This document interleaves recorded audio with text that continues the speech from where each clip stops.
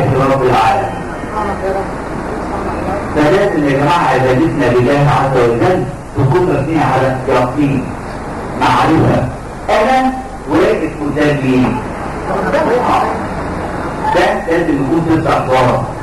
واحتاجكم فرصة واقعية. يمكن بعض الخطباء في المساجد يقعدوا قال النبي صلى الله عليه وسلم والصحابة كانوا يفعلون كذا ويعملون كذا والمعجزة الفلانية كانت تحصل. يجي بقى الشيطان يقول كده بقى ده ايام النبي، ده ايام الصحابه يا عم، واحنا هنيجي ايه جنبيه؟ صح ولا لا؟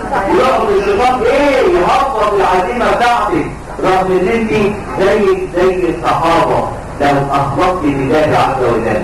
واحكيلكم قصه جميله جدا. كان في راجل ساكن في منطقه البراشين، حته اسمها البراشين، عارفينها؟ بعد الحرميه والحاجات دي. ايوه.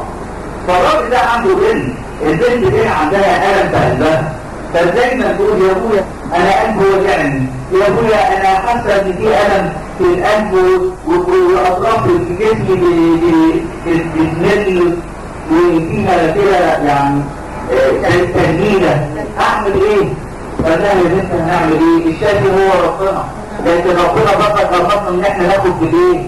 بالاسباب. تعالي المستشفى. راحوا المستشفى القصر العيني وكانت نازله حظهم الجليل توفيق ربنا اللي كان فيه خبير اجنبي موجود هناك عشان يعلم الاطباء المصريين ازاي يتعاملوا مع بعض الحالات بالتكنولوجيا الحديثه يعني. فكانوا يعملوا ايه؟ ياخدوا حالات سجينه كده مجانا، تعالى ويروح يعلمهم عليه. كان من باب حظ بقى الراجل الضغط الاول بنته كانت موجودة وتعرف على الخبير الأجنبي. فأول ما عملها الأشعة والفحوصات والحاجات اللي كلها فوجد أن الخبير الأجنبي ده إن البنت بتعاني من ثقب في القلب. ثقب في القلب ده سبب الألم اللي البنت بتعاني منه. فطبعا الراجل بيتكلم أجنبي ومعاه مصريين فبيترجموا. قالوا له ان البنت دي عندها ثقب في القلب ومحتاجه عمليه جراحيه، والعمليه دي مش هتنفع تتعمل هنا في مصر، لازم تتعمل في انجلترا او تتعمل في امريكا، وهتتكلف كام يا اخوانا؟ 16,000 دولار. 16,000 دولار. حاجه عشان الراجل لا حول ولا قوة فراح لهم وانا حلت 16,000 قرش عشان يكون معاه 16,000 دولار. قالوا ده غير السفر والاقامة والفيزا. هتعمل ايه يا حاج؟ لان بنتك هتموت.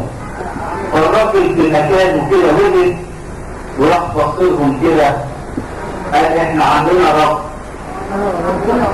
واللي جابه هو اللي ياخده. الكلمة اللي جابه هو اللي ياخده، مش انا اللي عايزها، كان عنده هو. طبعا السبيل الانسان دول وضعوا لي قالوا لا ما بقولش حاجه، طب ايه اسمك وعنوانك وبعد كده هنتصل بيك. خد علينا السيد ايه؟ الراجل راح ما كتبش خبر كتب بياناته ومشي، ولكن كان على صلة بالله عز وجل. فكان يحط ايده على قلب البنت يسمع بقى كان بيقول ايه؟ اللهم صل على سيدنا محمد طب القلوب ودوائها وعافية الأبدان وشفائها ونور الأبصار وضيائها وعلى آله وصحبه وسلم. نقولوا كمان عشان نحفظه مع بعض بعد ما طلع الحبيب على تاني. اللهم صل على سيدنا محمد طب القلوب ودوائها. تاني طب القلوب وعافية الأبدان وشفائها وعافية الأبدان